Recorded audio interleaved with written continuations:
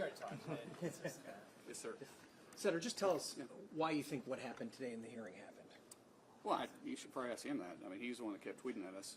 We didn't respond until the 5th tweet, and when he said any place or any time, any place, you know, where to find me, cowboy, I thought, well, this is the time, this is the place, and you don't do that in Oklahoma. You don't run your mouth unless you're going to answer the call. Well, that might be the question. Was that the place? Is a Senate hearing the right place to challenge someone to a physical confrontation? Well, I'd already challenged him to September 30th. He could have done it then for charity. I said April.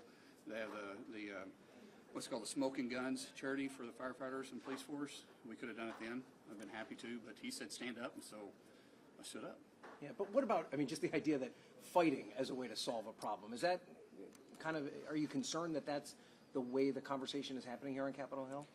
People's been fighting for a long time. I mean, go back to the 1800s, they used to have canings. It was legal to do duels. If you have a difference, you have a difference. I didn't start it. I didn't tweet at him. I didn't go after him. I have no beef with the guy. I mean, I don't even know the last time I've gotten a street fight. I used to get paid to fight.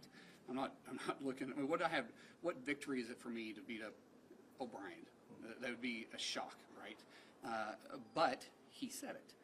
And I just simply responded. If he wants to call it off and we just go have a cup of coffee, fine, let's sit down and have a cup of coffee. I have no hard feelings. It's not personal to me.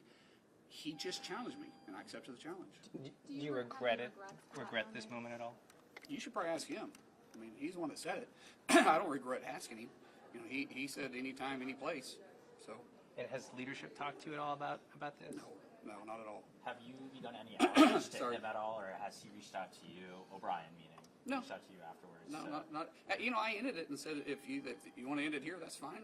You want to sit down and have a cup of coffee, I'll sit down and have a cup of coffee. It's not personal to me, guys. This is nothing personal. It's just he made the challenge, and I accepted it. It's just that simple. What about just the general tension right now on Capitol Hill? Do you feel as though there's more angst than there has been at other times, and is it preventing you from getting things done? I don't, you know, I can only speak for my time here, right? Ever since I've been here, there's always been a little bit of tension. This is a total separate issue. You know, this doesn't have to do with policy. This doesn't have to do with politics. This had to do with the guy calling me out, and I simply responded to it. So I don't think the two are really comparable. This has nothing to do with me against unions either. I have nothing against unions. I made that very clear at the end of the hearing. I have nothing against unions. A lot of good friends and family are union members. This has to do with just his thug mentality. I mean, look at his background. Look at his history. The guy has a history of this constantly. I mean, he was the one after he became president. He was the one to bring back the mob mentality. What the heck is a mob mentality? And then you're going to bring that mob mentality to me? Okay, well, you can't run your mouth against me. I'm just not that guy. If you want to run your mouth, then we can settle it a different way. But you don't do that. And especially somebody from Oklahoma. Maybe you can do that from someone from New Jersey or New York. I don't know. I've never lived there. But in Oklahoma, you don't do that. It's the same thing. You don't flip somebody off unless you want to get your finger broke in Oklahoma. That's just the way it happens. Here, people seem to use that gesture all the time, and it's not the same. Words matter in Oklahoma.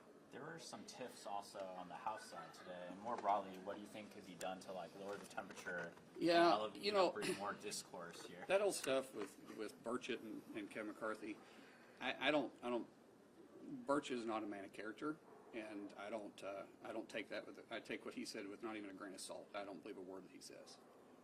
And do you feel confident that once this continuing resolution, if it ultimately passes, I mean, you're not really solving any of the problems, right? No. I mean, how can you get all this stuff done in a short period of time? You know, with a continuing resolution, we're going to kick the can down the road again.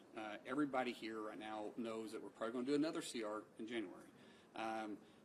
In my opinion, I don't want to shut down the government. Okay, keep the government open. But at some point, we need to call a spade a spade.